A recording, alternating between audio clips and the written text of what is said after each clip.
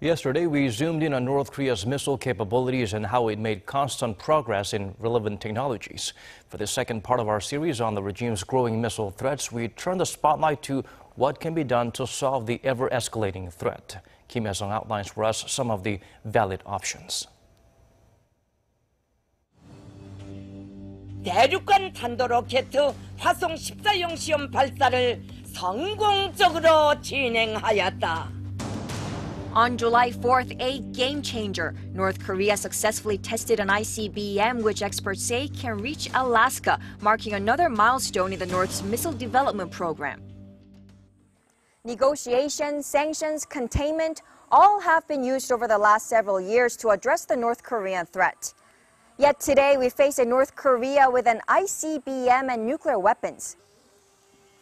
All options are on the table, as world leaders often say, but what actual options are there to resolve the North Korean puzzle that's becoming more complicated by the day? First, international sanctions. The UN Security Council held an emergency meeting following the missile test, with the U.S. proposing tougher sanctions on North Korea.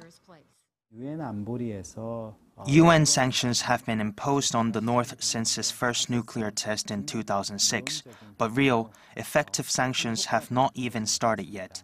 More pressure from China, which handles 90% of trade with North Korea, is needed to further isolate the North. Sanctions at the level of the sanctions that led Iran to give up its nuclear program are needed to actually make Pyongyang feel the pressure.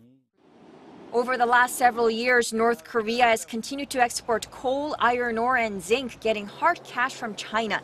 And according to the U.S. Treasury, this bank has served as a gateway for North Korea to access the U.S. and international financial systems, facilitating millions of dollars of transactions for companies involved in North Korea's nuclear and ballistic missile programs. The Trump administration is preparing to impose more secondary sanctions on Chinese banks. There's conflict with China and Russia on imposing tougher sanctions on the North. South Korea needs to play the bridging role and persuade China to put more pressure on the North and appeal to China's economic interests so that these outweigh China's strategic security calculations on the Korean peninsula. Another option being talked about is a preemptive strike on North Korea. One of our capabilities lies with our considerable military forces. We will use them if we must.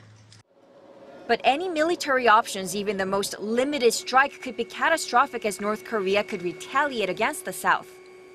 James Mattis, the U.S. Defense Secretary, also warned that a preemptive strike on the North would be probably the worst kind of fighting in most people's lifetimes.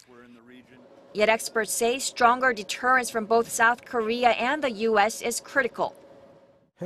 We say use nuclear weapons against nuclear weapons, but it's pretty much impossible for South Korea to develop nuclear weapons now.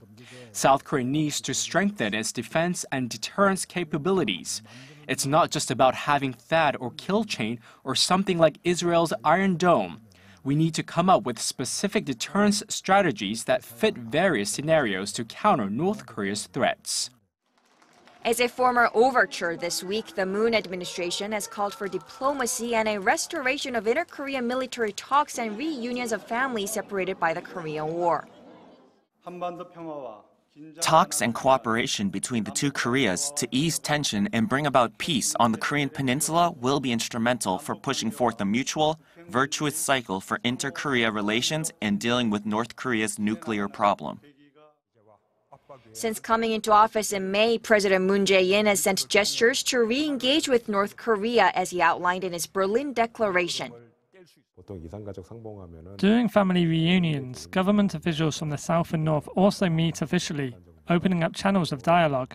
President Moon is trying to re-engage with North Korea under humanitarian causes, ultimately using a mix of pressure and dialogue to change North Korea's behavior and bring about peace on the Korean peninsula. Continue pursuing nuclear weapons, conducting ballistic missile tests, and further isolating itself, or re-engage with South Korea and come to the negotiation table. South Korea, the U.S., and the world have laid out the strategic cards, and now it's in the hands of North Korea to make the decision. Kim Hyesung, Arirang News.